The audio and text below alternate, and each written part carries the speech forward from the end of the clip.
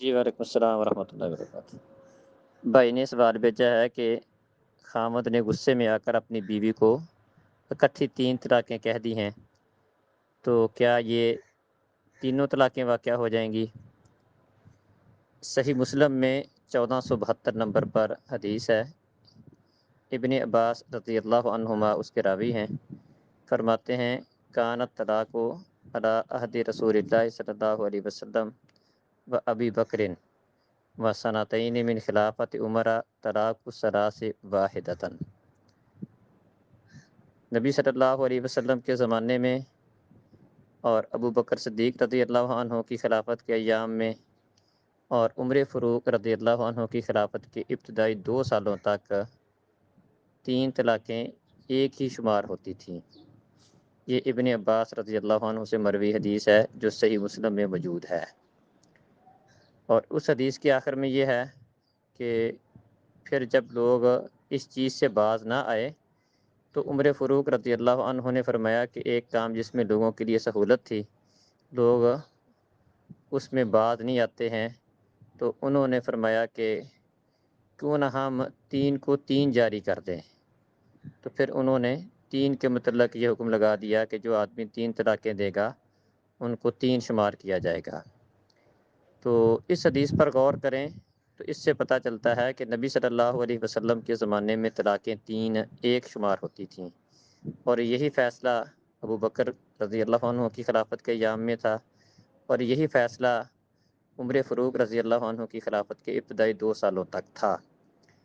دین وہ ہے جو نبی مکرم صلی اللہ علیہ وسلم پر اترا ہے۔ اللہ تعالیٰ فرماتے ہیں الیوم اکملت لکم دینکم و اتممت علیکم نعمتی، کہ آج میں نے تم پر اپنا دین مکمل کر دیا ہے۔ تو دین وہ ہے، شریعت وہ ہے جو نبی مکرم صلی اللہ علیہ وسلم کے پر نازل ہوئی ہے، اور آپ کے زمانے میں 3 طلاقیں ایک شمار ہوتی تھیں۔ تو ظاہری بات ہے یہ ایک شرعی فیصلہ ہے جو آپ کے زمانے کا فیصلہ ہے، اور آپ کے زمانے کا شرعی فیصلہ 3 طلاقوں کے ایک ہونے کا ہے۔ تو اس کے بعد ابو بکر رضی اللہ عنہ کے زمانے میں بھی ایسا تھا، عمر فاروق رضی اللہ عنہ کی خلافت کے ابتدائی 2 سالوں تک بھی ایسا تھا، لیکن چونکہ لوگ باز نہیں آئے، مطلب اس کا یہ ہے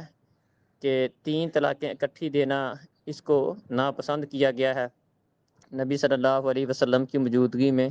کسی آدمی نے اکٹھی 3 طلاقیں دیں تو آپ نے فرمایا ایل ابو بکتاب اللہ و انا بین اظہرکم، کیا میری موجودگی میں اللہ کی کتاب کے ساتھ مذاق کیا جا رہا ہے؟ تو فرمایا کیوں نہ ہم اس کو، تو اس مناسبت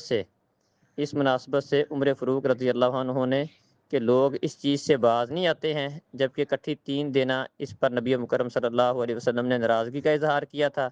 اس میں لوگوں کے لیے ایک سہولت تھی، لیکن لوگ باز نہیں آتے ہیں، تو بطور سزا انہوں نے یہ فیصلہ کیا تھا کہ کوئی بندہ اکٹھی 3 طلاقیں دے گا تو اس کو 3 شمار کریں گے۔ تو عمر فاروق رضی اللہ عنہ کا فیصلہ وہ بطور سزا تھا، تنبیہ کے لیے تھا۔ شرعی فیصلہ وہی ہے جو نبی صلی اللہ علیہ وسلم کے زمانے میں ہے، اور نبی صلی اللہ علیہ وسلم کے زمانے کا فیصلہ یہ ہے کہ اگر کوئی بندہ اکٹھی 3 طلاقیں دے گا تو وہ ایک شمار ہوں گی۔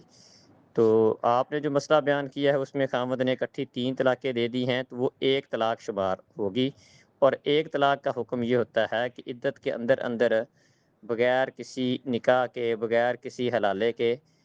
رجوع ہو سکتا ہے، صلح و صفائی ہو سکتی ہے، میاں بیوی آپس میں صلح و صفائی کر لیں، دوبارہ میاں بیوی کی طرح رہنا شروع کر دیں تو ان کی یہ صلح درست ہے۔ اور اگر عدت ختم ہو جاتی ہے جو کہ 3 حیض ہے،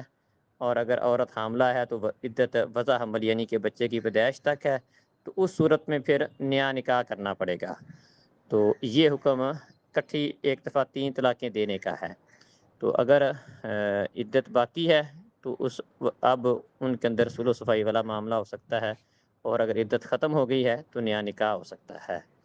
تو بہرحال جو آپ نے مسئلہ پوچھا ہے، طلاق اس میں ہو گئی ہے، لیکن یہ 3 طلاقیں نہیں ہوئیں، 1 طلاق ہوئی ہے حدیث کی روح سے، اور اس کا حال یہ ہے کہ عدت اگر باقی ہے تو میاں بیوی کی آپس میں صلح و صفائی والا معاملہ ہو سکتا ہے، ان کا رجوع درست ہے، اس کے لیے کسی کفارے کی، نئے نکاح کی یا حلالے کی ضرورت نہیں ہے۔ اور اگر عدت ختم ہو گئی ہے، 3 حیض کا پیریڈ گزر چکا ہے، تو اس صورت میں نیا نکاح کرنا پڑے گا۔ السلام علیکم۔